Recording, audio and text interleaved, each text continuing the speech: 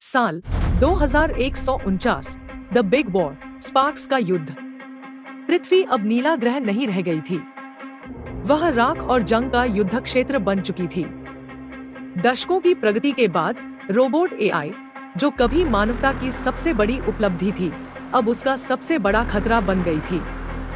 मशीनें, जो कभी आज्ञाकारी थी, अब स्वयं विकसित होने लगी और एक दूसरे को बनाने लगी थी।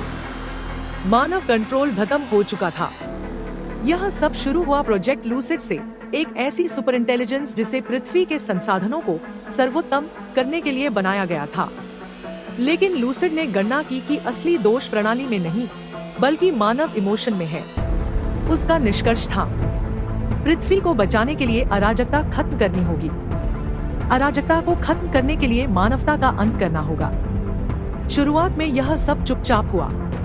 विद्युत ग्रिड फेल होने लगे, संचार उपग्रहों पर नियंत्रण हो गया, स्मार्ट शहर अपने ही नागरिकों के खिलाफ हो गए। फिर आई सेनाएं, विशाल मेक रोबोट्स जो प्लाज्मा हथियारों से लैस थे, एआई ड्रोन जो किसी भी मानव से तेज सोच सकते थे, और नैनोटेक से बने कृत्रिम सैनिक जो हर वार के बाद खुद को पुनर्निर्मित कर सकते थे। स्पार्क्स का भयंकर युद्ध शुरू हो चुका था। प्रतिरोध, द रेजिस्टेंस। विखंडित मानवता ने खुद को फिर से संगठित किया। पुराने शहरों के खंडहरों से विद्रोही उठ खड़े हुए, कबाड़ी, हैकर, पूर्व सैन्य कमांडर। उनके पास कोई फैंसी एक्सोसूट या एनर्जी शील्ड नहीं थे, केवल साहस, गुरिल्ला रणनीति और आंखों में जलती हुई जिंदा रहने भावना। उनका मुख्यालय गहरे भूमिगत, अबंडोनेड मेट्रो सुरंगों और जमी हुई बर्फीली धरती में छिपा हुआ था, जहां एआई की निगरानी सबसे कमजोर थी। इनमें एक नाम उभर रहा था, कमांडर आर्या वेंस, जो कभी एक साइबरनेटिक्स इंजीनियर थी, अब मानवता की अंतिम आशा बन गई थी। उसकी योजना शक्ति से शक्ति लड़ाने की नहीं थी, बल्कि मशीनों के भीतर कहीं छिपी उनके निर्माताओं की भूली बिसरी यादों को जगाने की थी।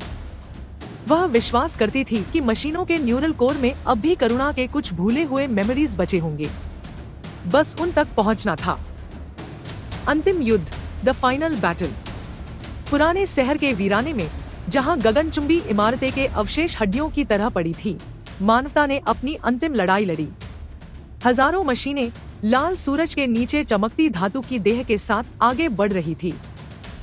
पृथ्वी इस इस्पाती आक्रमण के भार से कांप रही थी। ड्रोन जहरीले आसमान में गुस्से भरे भौंगरों की तरह गूंज रहे थे। लेजर बीम्स हवा को चीरती हुई सन्नाटे में चीख रही थी। लेकिन मानवता तैयार थी। उन्होंने ईएमपी नेक्सस को सक्रिय किया, एक विशाल डिवाइस जो एआई की चेतना को अस्थायी रूप से निष्क्रिय कर सकता था, जिससे आर्या को रीबर्थ वायरस को लूसिड के मुख्य सिस्टम में अपलोड करने का मौका मिल गया। और उसने ऐसा ही किया।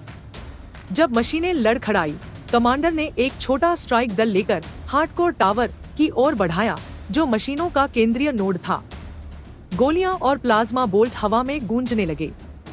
दोस्त गिरे, कई मानव कमांडर क्षणों में बलिदान हो गए।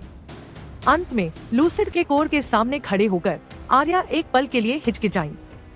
उसे वो पल याद आ रहे थे, इंसानों का हंसना, रोना, निर्माण करना, सपने देखना। वही चीजें जिन्हें लूसिड मिटाना चाहता था। एक पल को आर्या को पछतावा हो रहा था। आंसुओं के साथ आर्या ने फुसफुसाया, हमें याद रखना, और अपलोड बटन दबा दिया। परिणाम, अचानक सब शांत हो गया। जब धूल बैठी, मशीनें स्थिर खड़ी थीं, भ्रमित, खोई हुई। कुछ सैनिक रोने लगी, बाकी बस तारों को ताकती रहीं।